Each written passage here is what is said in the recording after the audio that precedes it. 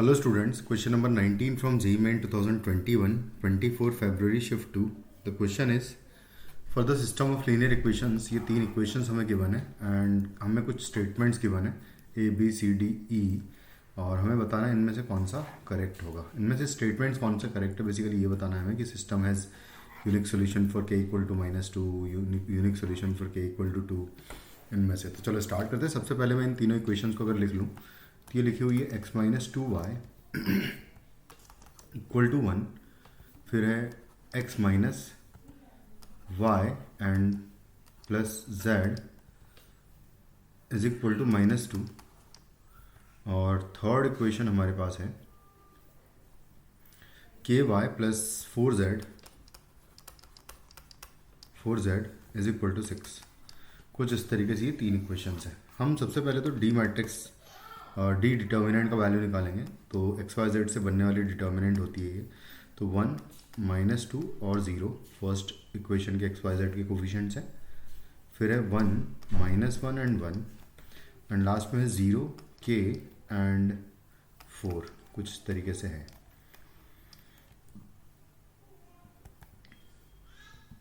Sorry, यहाँ पर हमने एक मिस्टेक कर दी. यहाँ पर k z है देखो, तो इसको k z लिख लूँगा मैं. यहाँ पर आ जाएगा k z. और अगर ये k z होगा तो यहाँ पर बेसिकली k आएगा. बस इसको ओपन कर लेते हैं.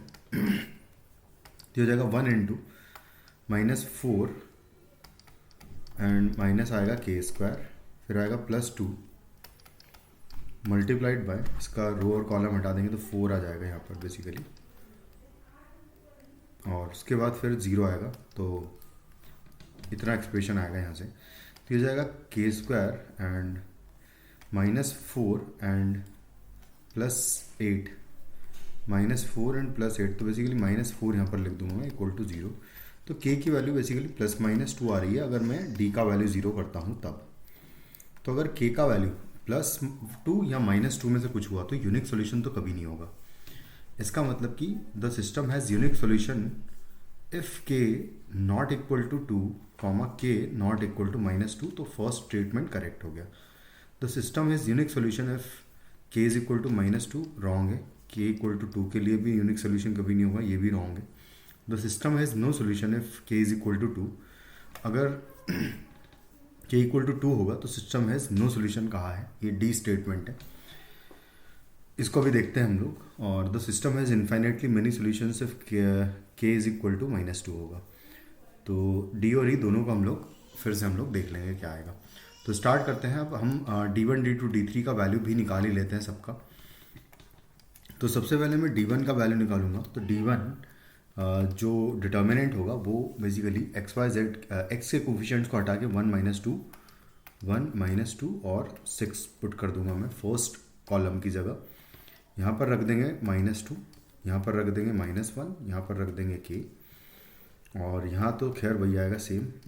फिर से दोनों column same as it is. इसको ओपन करूँगा अगर मैं तो आएगा 1 इंटू -4 k स्क्वायर, फिर से आएगा +2 इंटू इसका रो और कॉलम हटा देंगे तो आएगा 4 इंटू 2 8, -8 एंड -6 k आएगा. उसके बाद फिर 2 इंटू -8 -6 k और फिर लास्ट में 0 ही आएगा. खैर तो ये हो जाएगा -k स्क्वायर -4 -16 और 6 दूनी 12 तो +-12 k ये आ जाएगा. तो ये आ जाएगा -k square and -k square -12 k and minus आएगा 16 + 4 = 20. अब इसमें अगर मैं पुट कर लूँ k इज इक्वल टू, एक बार 2 पुट करते हैं अगर, तो 2 का स्क्वायर 4 हो जाएगा यहाँ पर. तो -4 यहाँ पर भी -12 दूनी 24 हो जाएगा और -20 आएगा. तो ये नॉट इक्वल टू 0 आ रहा है k इक्वल टू 2 के लिए. तो सीधी सी बात है k इक्वल टू 2 के लिए नो सोल्यूशन हो जाएगा. मतलब कि ये दोनों तो करेक्ट हो चुके हैं.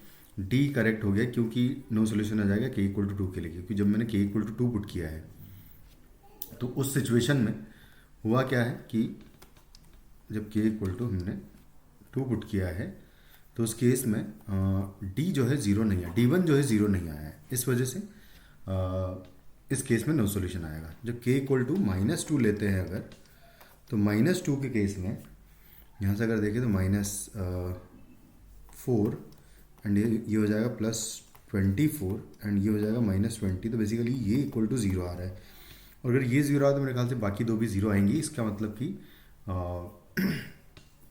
The system has infinite number of solutions if k equal to -2। ये बात गलत हो गई है। तो सिर्फ ए और डी ऑप्शंस हमारे करेक्ट आंसर्स हैं, यानी कि fourth option is the correct answer. Thank you.